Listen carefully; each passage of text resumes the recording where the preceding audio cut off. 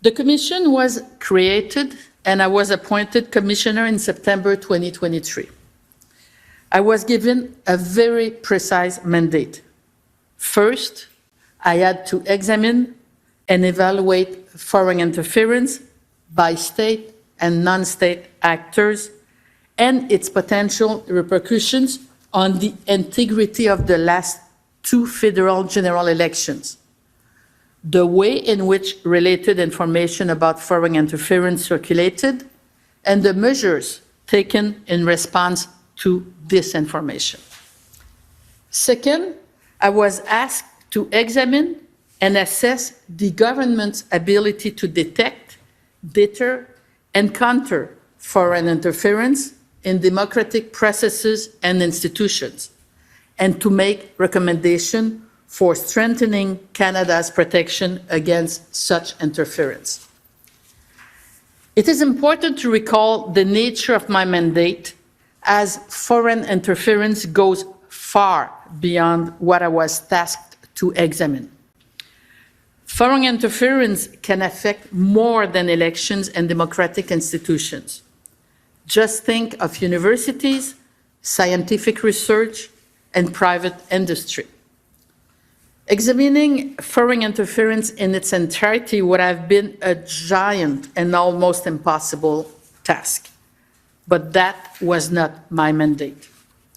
Instead, in keeping with its mandate, the Commission conducted a thorough and rigorous examination of how foreign interference manifests itself in Canada's electoral processes and democratic institutions.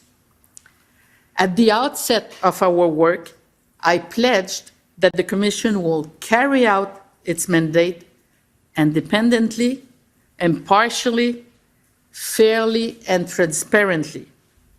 I will also add with rigor, proportionality, and speed.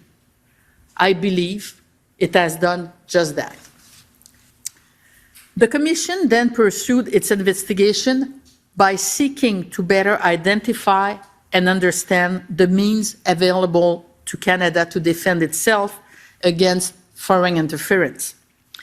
We obtained access to tens of thousands of documents and conducted over 100 interviews. This led to further hearings during which I heard 143 testimonies over 12 days of in-camera hearings and 20 days of public hearings. I also had the benefit of meeting and hearing from over 100 citizens from various diaspora communities who have been victims of foreign interference, particularly transnational repression. They shared their experiences with me, allowing me to better understand the human impact of this scourge. Finally, nearly 40 experts helped me consider the best ways to conduct this battle. Now, what must we retain from the Commission's work? Firstly, that certain foreign states are attempting to interfere in our electoral processes and democratic institutions. This is not a new phenomenon, nor should it surprise us. States have been trying to interfere with each other since the dawn of time. What is new, however, are the means being deployed by these states, the extent to which the phenomenon seems to be taking hold, and the fact that it is being talked about publicly. That said, and it is one of my most important observations, our democratic institutions have remained robust in the face of attempted foreign interference. Although there are a very small number of situations where foreign interference may have had some impact on the outcome of a nomination contest or the result of an election in a given riding, foreign interference did not impact the outcome of the last two general elections. although a few situations involving attempts to curry favor or develop problematic relationship with a parliamentarian have come to light, such phenomena remain marginal and so far appear to have been largely ineffective. Some may have benefited from the support of a foreign state, sometimes without knowing anything about it. But again, so far, this does not seem to have led to any real gains for the states involved. Nor have I seen any evidence to suggest that there are currently so-called traitors in Parliament. While I saw evidence of some concerning behavior, the evidence does not show any MPs plotting with foreign states against Canada's interest. Canada has responded to the increase in attempted foreign interference by putting in place numerous measures and mechanisms to better detect, prevent, and counter it. I describe these in detail in the report. However, the government sometimes took too long to act, and coordination was not always optimal. The means used to communicate information to certain decision makers, including elected officials, proved imperfect. Sometimes, very much so, since certain documents never got to where they were supposed to go, and there seems to be no good reason why. But above all, I found that the government has been overall a poor communicator when it comes to foreign interference.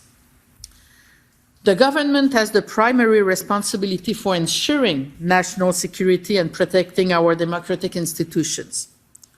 But what I have read and heard convinces me that society as a whole must contribute to defending these institutions if we want to ensure their survival.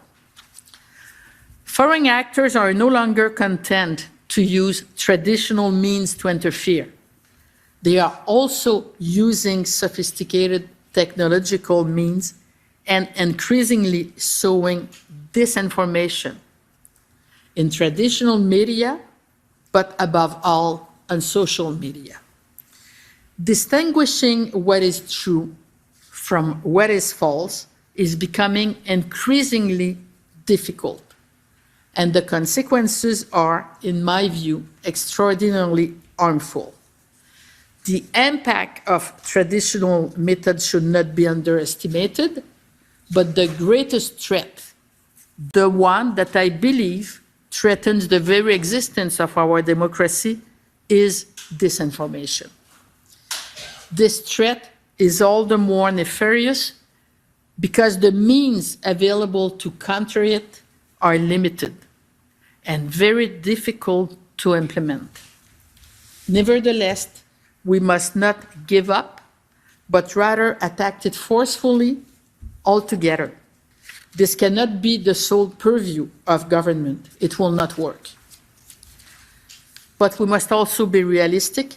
Foreign interference will never be completely eradicated, and it will always be necessary to counter it. This is even more true as the world changes and the world order seems to destabilize. Democracies around the world are under attack from all sides, and the technological resources available to malicious actors are multiplying. It will therefore be a never-ending battle. One of our society's greatest achievements is to have created a political and social order that give us the freedom to choose those who will represent us in government, the right to contribute to discussions about our future, and the chance to live in peace with one another. But protecting these achievements requires that all of society, including each and every one of us, contribute particularly to the war against mis and disinformation.